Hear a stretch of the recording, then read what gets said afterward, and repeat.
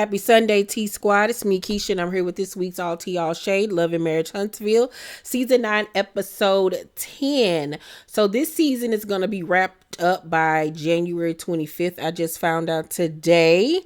But getting into this week's episode, we start off with Nell and Chris at a pizzeria eating pizza with a fork. And at that point, I was done with them. I was absolutely 1000% done with them after I saw them eating pizza with a fork. Yep.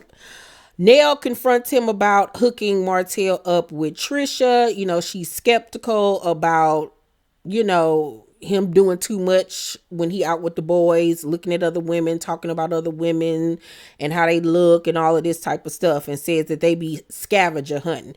Now, he got an attitude about it. He was like, no, that's not true. This is what happened. He said that he told Martell that when he asked, is there any women there? He was like, yeah, it's actually somebody here right now that's attractive. I know her, but I don't know her like that. I just know her last name. And he said that he told Martell Trisha's last name and he looked her up. But Nell was like, how he look her up just by her last name? And he was like, I don't know. Now, see, this is when she should have took that fork and stabbed him in that mustache of his, because you're not going to sit up in my face and lie to me and act like you didn't tell him, yeah, that's my supposedly cousin, her name Trisha, or whatever his last name is, a last name is, whatever. Like, come on now. Like she said to him, men are going to be men, boys will be boys when they together. And this is what dudes do. Like, oh yeah, she bad in the month. You should get on that. Da da da da da da. I'm pretty sure when he around them, he talks about other women's looks, and like he pointed out, Nell ain't got no problem saying who she found attractive. She talk about how Moses is attractive, and Ken and Martell and all of these different things. So it's just like, be honest. Like, y'all old as shit. Like, just be honest about what's going on. But I guess it's trigger for her because of the fact that he cheated on her in the past. Mel goes to Credit One to have a one-on-one conversation with Maurice. And Maurice was like, I heard you were going around to people disparaging my character. And Mel was like, I don't think it was disparaging your character. I think when it comes to your character, you kind of took care of that on your own. Baby, she gagged him real quick. So he was like, do you feel your statements about the arrest was your get back? And she was like, get back for what?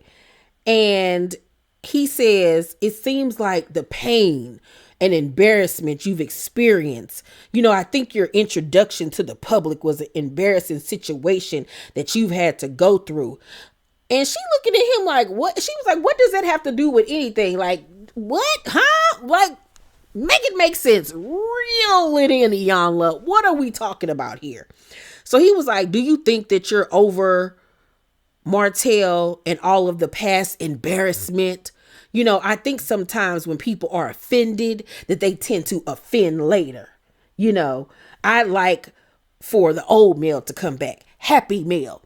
And she and that Bobbiana had to double dutch and get tagged in real quick and get him together. And Mel was like, so you're taking me having an opinion about you that Mel ain't happy? She was like, you don't even talk to me more. So Maurice, she said, you're not even around me to know if I'm happy or not.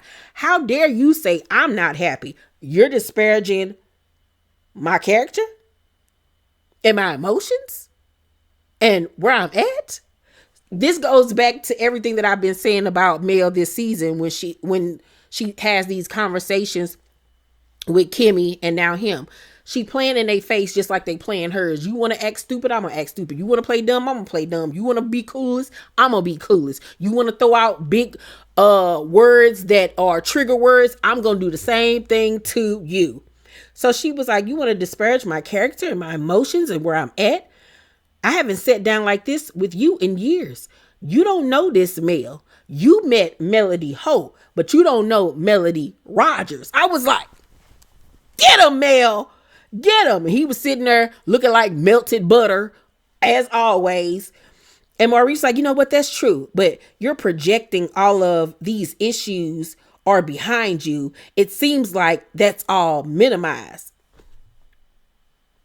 This nigga want to be so woke and so deep, and he sounds so stupid because, first of all, the two things don't even go with each other. Like, you trying to make fetch, and it's not happening, sis. It's simply not. Like, you trying to be funny, and it's not working. It's not working, girlfriend. Okay, because you being a drunk and getting a DUI ain't got nothing to do with her trying to hide this pain and embarrassment from Martell cheating on her, and now she wants to embarrass you? Like she said, you did that on your own. Like, huh? Girl, goodbye. Maurice says, have I done anything to contribute to your unhappiness? And Mel was like, you used to do a lot of laughing and smirking about stuff that really wasn't funny pertaining to me, and I didn't appreciate it. So he was like, I'm sorry. And she was like, oh, thank you. She was like, you know what? I'm going to do you one even better. I apologize to you too. You give me a shitty ass apology, I'm going to give you one right back. How about that? And you know it was BS because right after that, he said, what did he say to her? He said, you know, I used to think you were infallible or whatever. And she just looked at him like, you know you look like a big jar of Crisco, don't you? Like, oh, I cannot stand him. I cannot stand because he thought he was eating. He thought he ate with that. And all you did was make yourself look like a buffoon. Chris and Marceau meet up with Marquez. And they having lunch or whatever. And Marceau accuses Marquez of not telling the truth about his feelings when it comes to his marriage. And that he thinks that Marquez felt like he had Trisha in the palm of his hands and that she was going to wait on him. And when that didn't happen, he now has to face the reality of his decision that when he decided to get up and leave, he lost his woman and now his daughter is sitting on another man's lap. And that's why he mad. And he says that I think you need to take full accountability for that. Now, Marquez goes on to say that that's not true, but then admits that he did plan on going back until Ken came along. People just be talking to hear themselves talk, I believe, nowadays. Because, what, girl? You just contradicted yourself. You just told on, like, what? Like, people aren't real with themselves. So if you can't be real with yourself, how you gonna be real with me? Like, make it make sense. People just be talking. They literally do. I've really learned that people just be talking. They don't care if it makes sense or not. Like, cause what? And I don't agree with Marceau about a lot, but I agree with him on this. He does need to take accountability for what he did, and she needs to take accountability for what she did. She was cheating. She was cheating. She's cheating on him, and she cheating on Ken, child. Okay? And he got up and ran like a kid and realized that you're not a kid, you're a grown man, and you have to be able to deal with the consequences of your actions. Period. Mel has her Mimosas with Melody event, and this was called Stand on Business. And she invited her castmates, which was a huge step for her. Trisha in her confessional says, you know, I can't say I'm too happy to be here because of our interaction at my son's party, but I guess I'm here to support. I can't wait for their interaction at the reunion because she got a lot to say when Melody ain't around, but when Melody is in her face, it's none of that. It's none of that. So I can't wait to see what's going to be said between these two at the reunion. Marceau says, as you know, Melody is on stage with the guest speakers, isn't this the Black Business Expo? Because he's there without Tisha. It was him, Nell, Chris, Kimmy, Maurice, Trisha, Ken, Marquez, and Sonny was there. We'll get to her in a minute. And I was like, if it is, she the one gave y'all the blueprint on what to do because y'all wasn't going to even do it the right way until she gave you tips on how to do it. And obviously, if she did want this to be a Black Expo, it was way better than what y'all did. Girl, bye. Marquez gives Melody some flowers, and she looking like, if you don't get these grocery store flowers out my face, but she was polite about it, telling them thank you or whatever. I don't even understand why this man think he got a chance of her. First of all, you're married. Second of all, your lips are two-toned. Like, you ain't got no money. What? No. Like, what do men be thinking? What? Oh, the universe is crazy. He goes over and says hi to the Scotts, and he says hi to Ken and Trisha. Very polite. Wasn't doing too much. He actually acted like he had some sense for once. And when he left the table, Kimmy says to Ken, when he's making an effort to try to be nice, and Ken cuts her off and was like, I'm too busy trying to send his kids money. After this, he gonna go back to doing the same stuff, talking ish about me, not seeing the kids for months or whatever. Y'all already know how I feel about that. I'm not even about to get my blood pressure riled up. Because Ken, you doing too much. Because why are you giving his kids money? When he was standing there, your kids need some money right now if you want to cash app them. You putting extra added weight onto you that you should not have. Those are not your kids. You are not their father. You're not even their stepfather, sir. Like, come on. Whew. Sunny is there, like I said, and it's obvious that she is pregnant. Okay. She tried to put on some Spanx, but it didn't help any. I don't know why she wore that tight dress. I don't know why they didn't acknowledge the fact that she was pregnant, because it's obvious that she was pregnant, child. It was outside in the hallway. Melody, Sunny, Marceau, and Marquez talk. And Melody was complaining about her feet hurting. And Marquez was like, you want me to massage him? And she was like, no. And Marceau was like, he told me he had you blushing. And Mel was like, blushing where? What? Huh? When? Where? Why? Like, what? So they had their little tete-a-tete. They always got to do their little 1-2 step, her and Marceau. Very intriguing. I love it. It's fun to watch. Back inside, the whole crew is together. And Mel asked Sunny, where's Moses? And she was like, he had a little probation situation. And they was like, oh. So everybody was shocked and was like, oh, our bad. Like, we wouldn't have asked if we had known. Like, so sorry that you're going through all of that or whatever. And she was like, it's fine or whatever. But everybody honestly felt bad for her. I'm happy that Destiny wasn't there when it was revealed, because you already know that she is going to gloat. I'm pretty sure it's going to come up on next week's episode and she's going to be gloating, child. I mean, anyway, she wanted them, she got them, and now she got to deal with the consequences of marrying somebody that has a rap sheet. Period.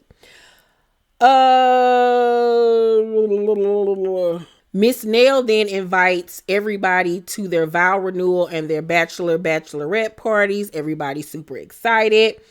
Then at the end of the episode, we see Miss Nail and her 2 daughters go to a bridal shop to look for dresses, and she tries on this dress and it looks absolutely beautiful on her. And as she's standing up on the podium, Mel comes in and Mel sees her in the dress, and she is just like overwrought with emotion. She's just like, oh my God, Miss Nail, you look so beautiful.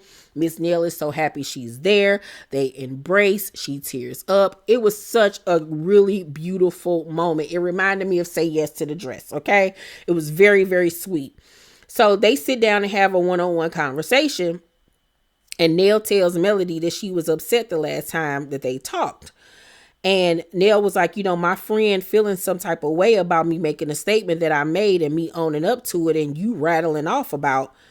And Mel stopped her and was like, I didn't rattle, because she was getting a little testy with that rattling, what you rattling off. And it's like, wait a minute now, calm down. I ain't want you keep one of your kids now, Miss Nail. But Nail goes on to say, were you talking about me not being your mentor? And I was. It was like you played our relationship down, like you discredited me and the time we spent together. I've stayed at your house until daylight, and you knew how sick my mom was. I felt your pain because I've been there, and I felt like she needs me. That was where I wanted to be, but you discredited the time. I was your mentor. I mentored you several nights. Melody responds, what I remember was y'all hounding down on Martell. I looked at it more as us all being friends. If we're putting the word mentor on it, I would say mentor to Martell because he was the one that effed up that y'all were checking. And once again, I feel as though it's miscommunication, miscommunication on play on words or whatever. Because when you look at mentor and counseling, I feel like they have, even though they do have similar meanings, but in layman's terms, when you just saying the word, I look at mentorship, when you saying you're mentoring somebody, you're teaching them how to like do something, a trade or a hobby or whatever the case may be, some type of tool that's going to help them with business or whatever. But I think that what they were doing more was marriage counseling, not mentoring. And I think that's where Melody was coming from. But in this sense, she's saying that y'all was more so mentoring him because he was the one that was acting, a fool and that messed up. I am happy that the situation ended the way that it did, with Melody apologizing to her and saying that I wish that you wouldn't have been walking around feeling like this for weeks because you could have been had an apology. And she apologizes to Miss Nail and was like, I will most definitely be at your wedding. You know what I'm saying? I love the fact that she apologized and they could laugh about it and move on. And that is a true testament of friendship. I really hope and pray that they're still good by the time we get to the reunion. I know I was told that not only had her and Carlos unfollowed each other, but she'd unfollowed everybody on the cast. And I was like, oh my goodness gracious, live. But I could understand why Miss Nail's feelings were hurt because she was there for her. She was there, during a rough time in her own life where she took time away from her own situation to be there for her. So I can very much understand why Miss Nail felt some type of way. I do get it 1000%. And I'm happy that Mel was mature enough to apologize. I'm going to give this week's episode of Love and Marriage Huntsville a C+. It was cute for what it was. Looks like next week's episode is going to be pretty decent. I'm just ready for the season to wrap up. It's time. I'm ready for the reunion. I'm ready for the confrontations. That's what I'm ready for. Okay. Y'all let me know what y'all thought about this week's episode down below in the comment section. Make sure to thumbs up this video, subscribe to my channel, and turn on your post notifications so you know when my videos drop. I love you guys, and I'll see you on the next one. Peace.